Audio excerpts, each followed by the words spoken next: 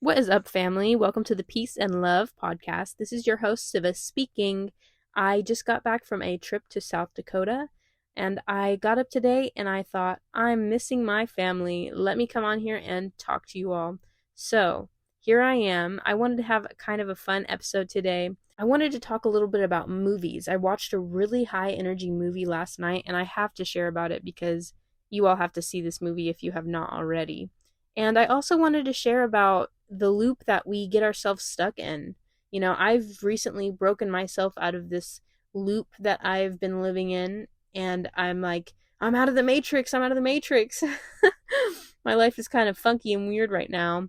And it kind of fit in with the movie, and I just wanted to share about this kind of fun energy that I'm in right now, the movie, and how to break out of your loop, how to break out of your cycle, how to break out of the matrix, folks. So let's jump right in. You hear people say they put the truth in the movies. So let's talk about that. What's the deal with that? What's really going on? And all of a sudden, I'm feeling very inclined to just talk about media and that type of stuff today. So let's catch up and dig a little deeper here. Before I get into any of this, I'm going to preface everything with there's no such thing as coincidences. I really don't think I would attract a crowd that even believes in coincidences, but this is really my perspective on everything. What's going on where I am, what I'm seeing on the TV, what's going on in real life. No such thing as coincidences. And when you start living life from this perspective, you really start to tune in and listen to the messages that are for you. For example, the other week I had a feeling to go to the gas station. When I tell you my tank was over halfway filled, and to be honest with you, I do not particularly enjoy pumping gas. I've always thought it would be really cool to live in one of the states that do it for you. But anyways, point is I didn't need gas, and I still felt like, okay, I'll go get gas for whatever reason. So I'm getting gas, and this guy walks up to me, and he's kind of trying to chat it up with me. But on the back of his phone, there's a Bible verse, and I'm not Christian, but I love scriptures, and I know I just felt like I needed to ask, what does this scripture mean? What does it say there? And so I did, and he explained it, and I was like, oh my gosh, divine messenger, light bulb moment. I've got this big project that I'm working on, and I've been like, rush, rush, rush, make it happen, make it happen. And what the scripture said was basically, source is not slow in keeping its promise as you understand slowness and time. Instead, source is patient with you because source only wants your success. And I was like, oh my gosh, literally, this makes so much sense for me right now because, the truth is, obviously, there are some adjustments that I need to make in my internal world in order for this to come to fruition. And that was like that little nudge of, hey, we're here and we haven't forgot about you and your dreams. Here's what you need to do next. Literally, like a loving parent, I'm here and I'm going to be with you for this journey because this really made sense and it has impacted my life because I've been thinking on this, been meditating on this. And back to why I originally brought this up, some might say, oh, this is just a coincidence. No, in my world, there's no such thing as coincidence. This is a divine happening. I didn't even need gas. It's not a coincidence that I, on a feeling, went to somewhere and received a message that was meant for me.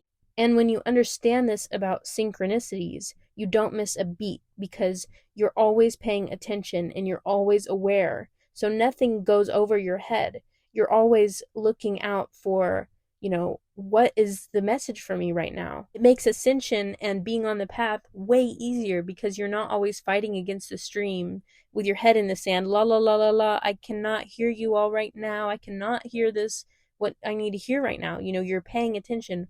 What am I supposed to be seeing? Where am I guided? What's going on? You're aware. You have that awareness. And it's 100% a two-way street. I say to Source all the time, use me. Use me as the pencil. Write with me. I'm open to that. I've given my permission.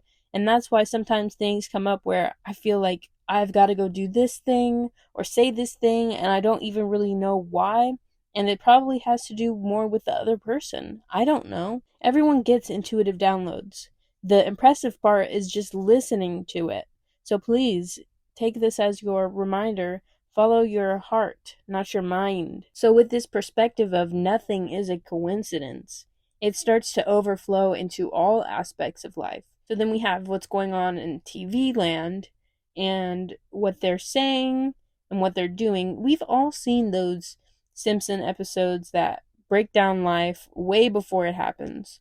They predict something.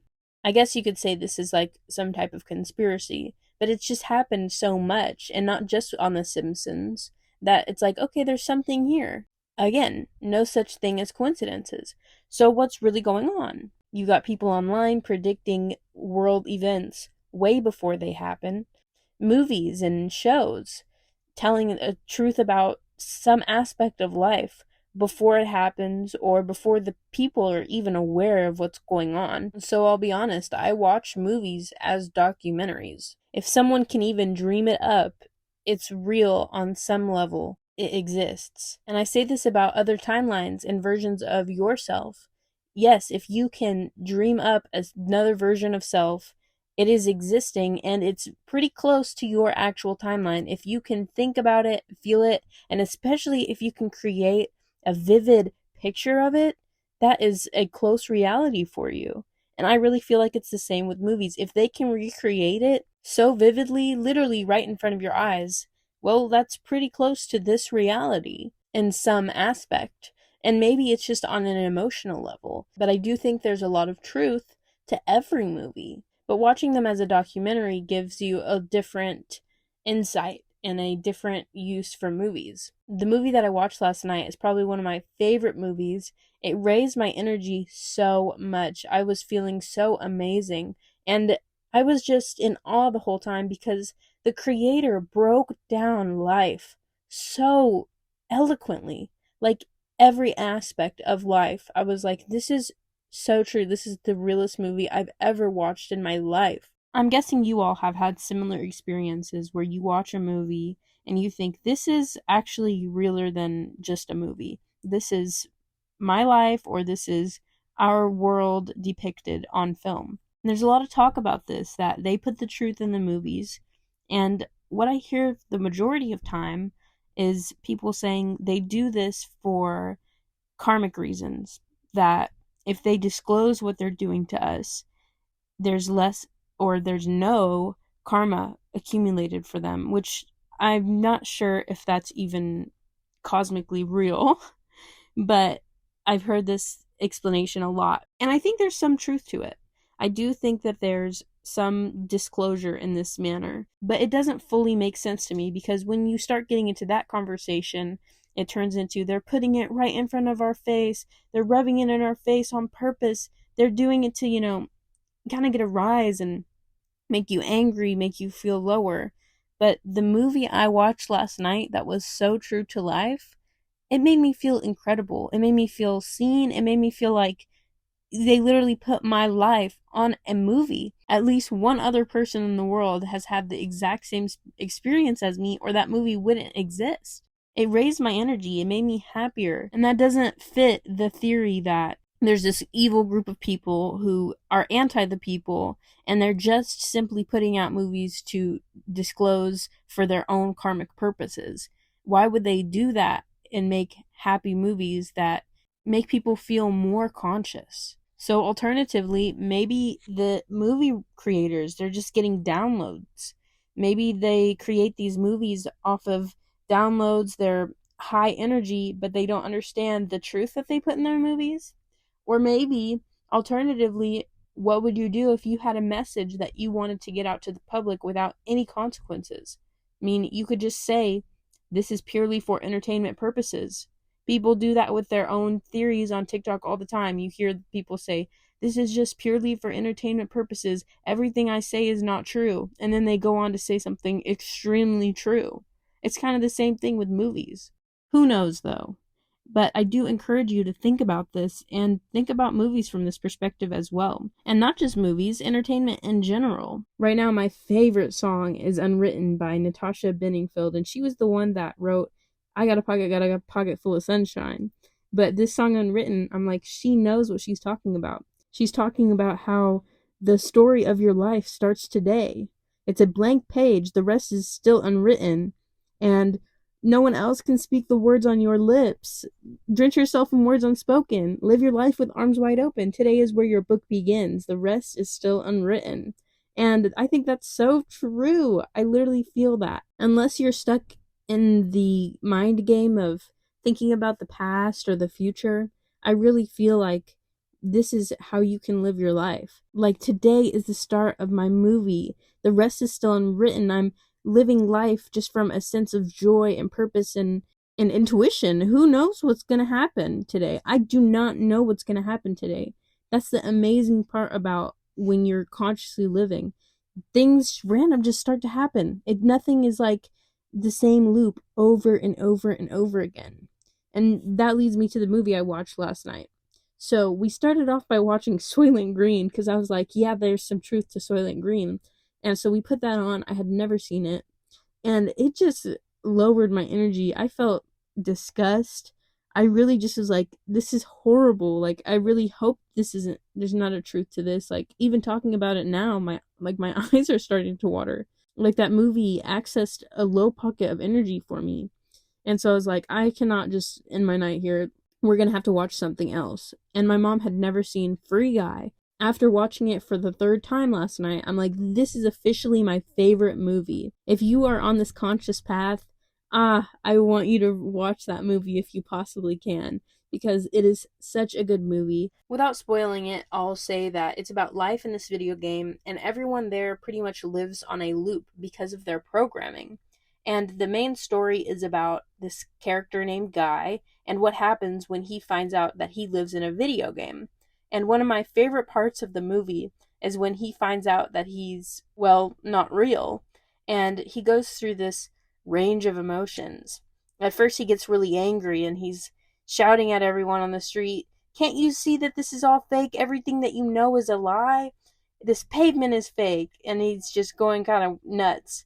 And he also goes into apathy. He's like, none of this is real. None of it matters.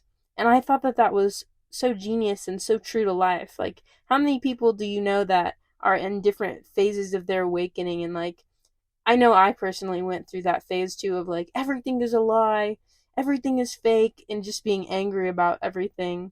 And also periods of a little bit of apathy, like, if this is all fake, if this is all real, if I am not Siva, if I'm not the body, nothing matters. None of this is real. But he ends up getting through that little rough patch, as we all do. I just thought that whole movie is a real work of art. Honestly, it kind of reminded me of Groundhog Day a little bit because everyone's living on this repeat loop.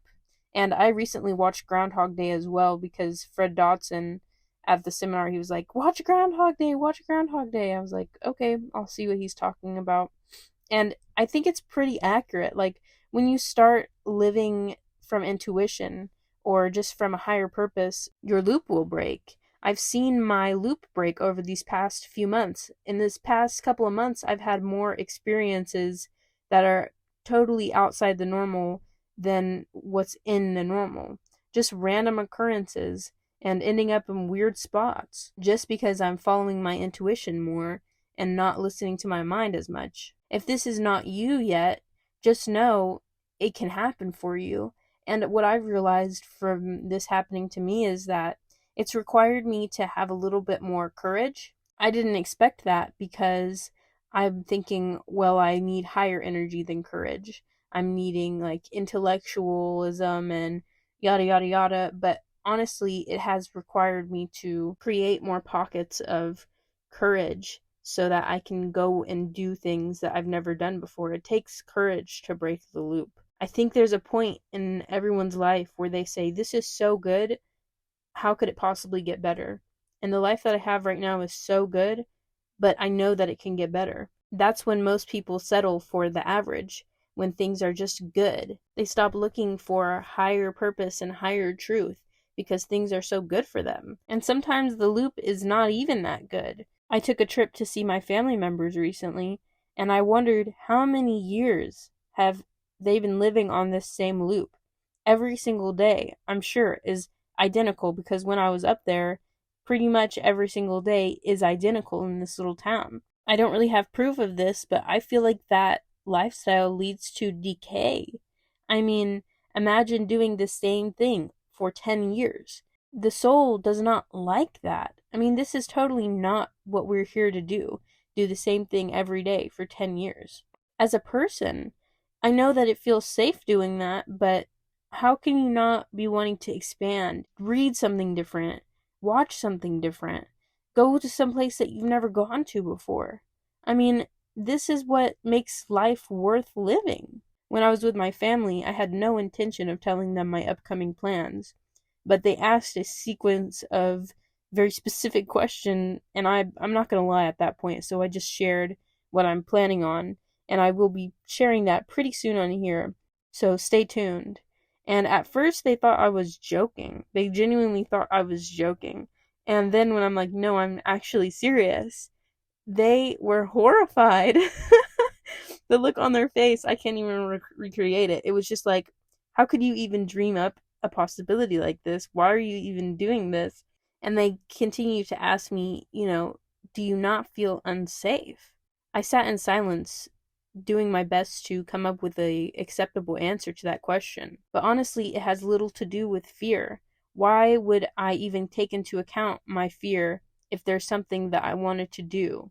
That's most people's train of thought. I want to do this. I'm afraid to because these reasons, so therefore I'm not going to go any further. But it's like, okay, you want to do this for these reasons, so what if there's a little bit of unknown and a little bit of fear programming? If I chose to let my life be run by that programming, I would be stuck in a loop every day. Oh, I know these roads. These roads are the safe roads to take. I know this job. This job is a safe job.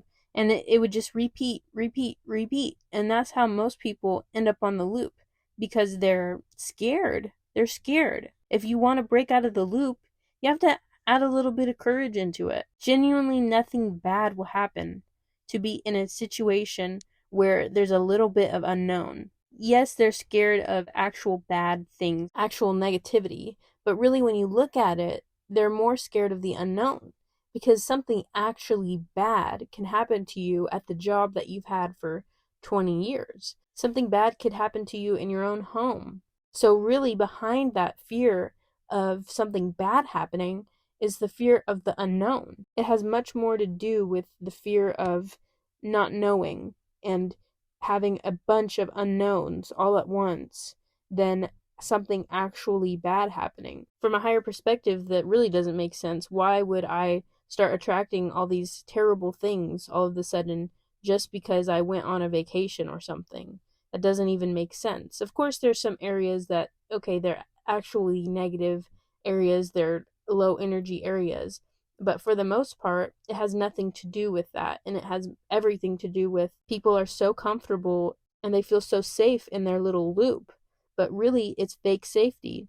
Safety is illusory. What is safe? What is safety? And what's probably a little more important than courage is developing a sense of purpose and what you actually care for.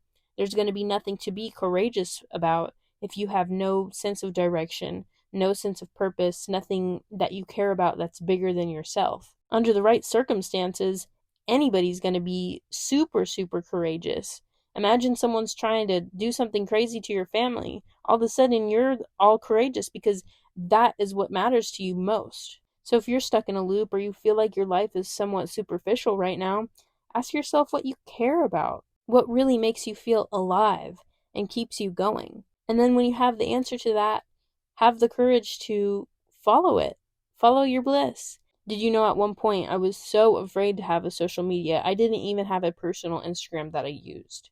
I was so afraid to post anything like this because I was worried about what people from my high school would think. I was worried about what a future job might think. I was so scared of what others would think of me. But I had created so much content, and at some point I was just like, I don't even care, because I care so much more about this. I care about this. This is my priority. And now it's hilarious that I was so scared. Like, absolutely nothing bad was going to happen. Nothing bad is happening. And now I have an understanding of, it's absolutely none of my business what others think. But at the time, I'm like, this is scary. This is new. But most fears are like that. After you do it, It's like, okay, there was absolutely no reason to have any fear about this at all. When I had that conversation about some of my future plans with my family and they were horrified, one of them said, I don't understand how you can do something like that. I would be scared. And I said, well, that's kind of the way you get unscared of things, is to just do them. And they were like, well, no thanks, I'll leave that to you. Personally, I think it's a great indicator. If you're scared of something, you should do it, simply for the fact of mind mastery. I've taken this approach at life numerous times, and it's uncomfortable, wildly uncomfortable. But it gets you a good result, because it's like fear is just a feeling at a certain point, and you understand that I'm a warrior. I act in spite of fear. The fear has nothing to do with what's going to happen. It's just something that's going to either come up or not come up. And if it comes up, oh well, it has nothing to do with me. It's just a feeling. That's how you turn I'm scared, I can't do it, into I'm scared, let's keep pushing. Breaking out of your habitual loop and your programming is how you gain actual freedom. No person or government is going to allow you to be free until you allow yourself personal freedom. And freedom and fear just do not go that well together. So I challenge you, if there's something that you've been putting off or something that you know you're afraid of, just do it. See what happens. Just as an experiment. If it goes wrong, you never have to do it again. If it goes right, you never have to do it again. And that reminds me of something that I learned from Thomas Miller. It's called What If Up. And instead of all of these times where we're like, oh, well, what if something bad happens and then this thing happens one after another? It's like, okay, wait, what if up? What if this is the best thing that I could ever do for myself? What if this changes my life permanently in a way that makes it so much better? What if this is the start of so many new possibilities? I'm not sure who originally came up with the what if up, but it's so helpful if you catch yourself on that what if down spiral. Because we know at this point, what you focus on expands. So why not focus on all the what if up? What if today is the best day I've had in my entire lifetime? It's completely possible. What if? With that being said, I wish you the best day that you've had your entire life. You are a warrior. You act in spite of fear. Peace and love at ya. Have a great day.